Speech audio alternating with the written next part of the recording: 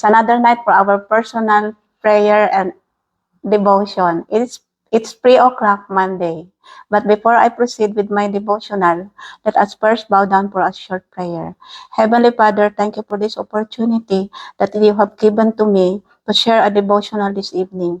Cover me with the precious blood of our Lord Jesus Christ. Hide me under the shadow of your wings.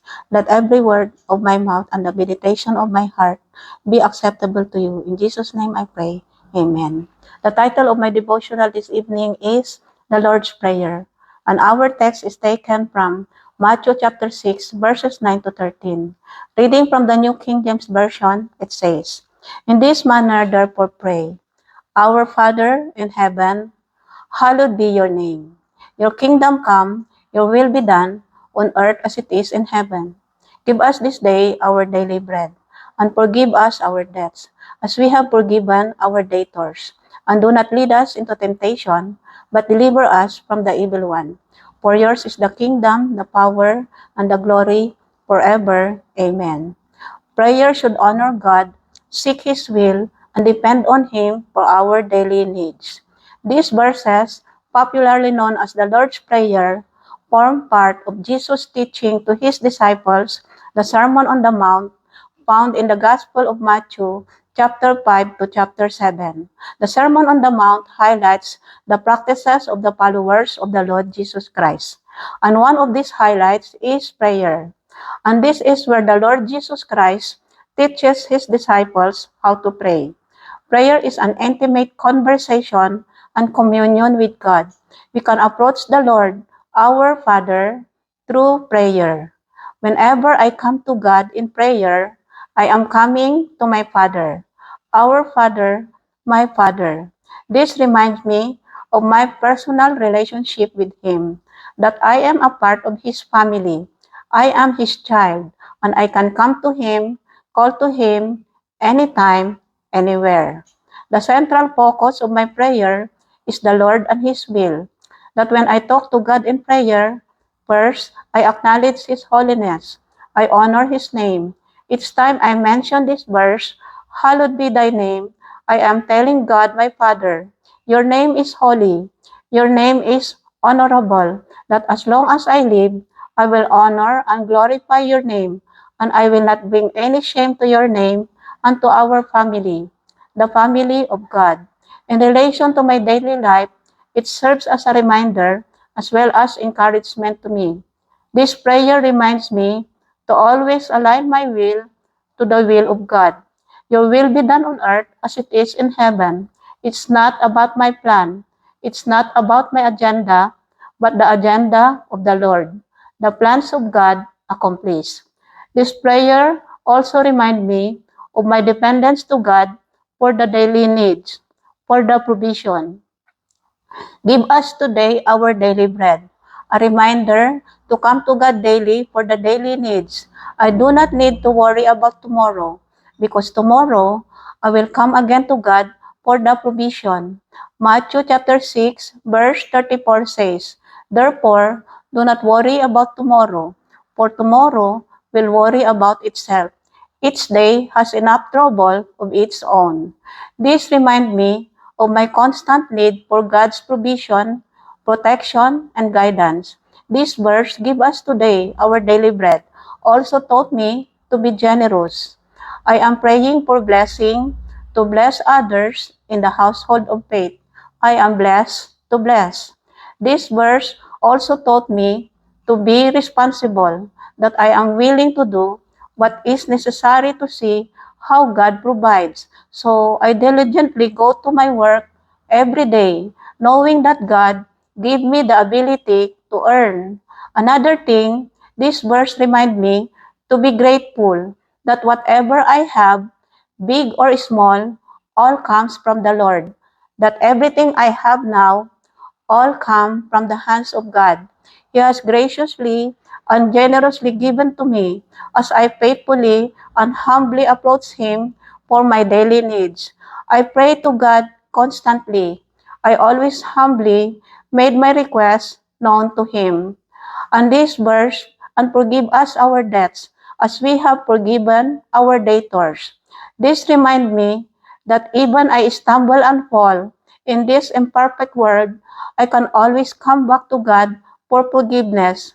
1 John chapter 1 verse 9 says, if we confess our sins, He is faithful and just and will forgive us our sins and purify us from all unrighteousness. God forgiving me from my sins again and again, each time I fall, shows me how precious I am to Him, and He also wants me to be merciful to others, that I also need to forgive others all the time, again and again, when they offended me. This verse, and lead us not into temptation, but deliver us from the evil one. This remind me, I always need the protection of the Lord, because we are living in an imperfect world. Sometimes the Lord allows trial to come, just like in the life of Job, Joseph, Daniel, and others. Trials allowed by God builds our character for the glory of God. But if the temptation comes from the evil one, just like the lust of our flesh, it will destroy us. But we have assurance for deliverance from the evil one. In my daily life, I always recite this verse many times in a day. And lead us not into temptation, but deliver us from the evil one.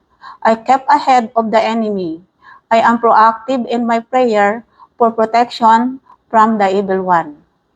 And this verse, for yours is the kingdom, the power, and the glory forever.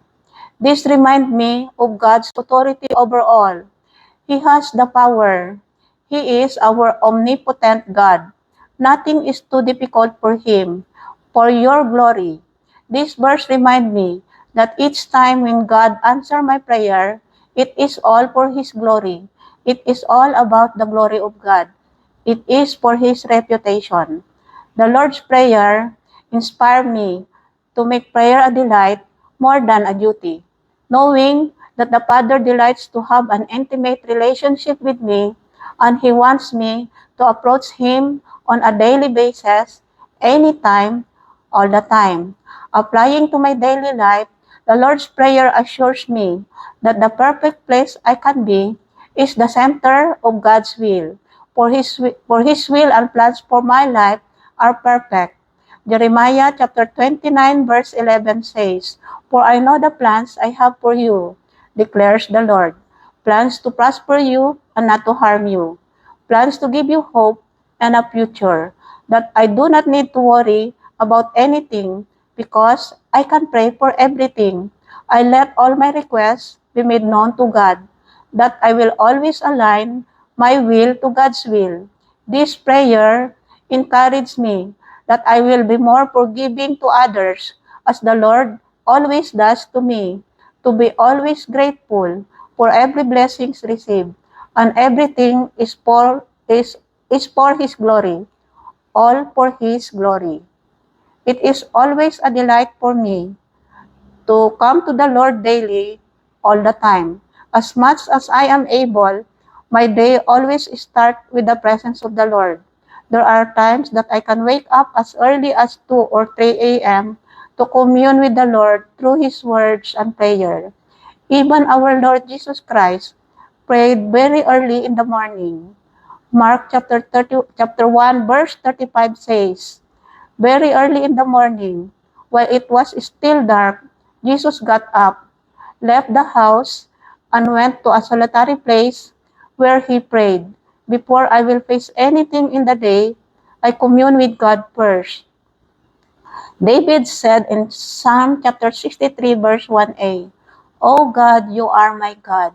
Early will I seek you. Yielding to the will of God, I ask the Lord by His grace to be intentional to my daily commitment to meet Him first thing in the morning and to abide in His presence all throughout the day, staying in the center of His will, surrendering to His plan in my life day after day. For all the things that are out of my control, I ask the Lord for wisdom and strength and to fully trust His sovereignty. I hope and pray that this devotional will encourage all of us to make prayer a delight more than a duty. Let's pray.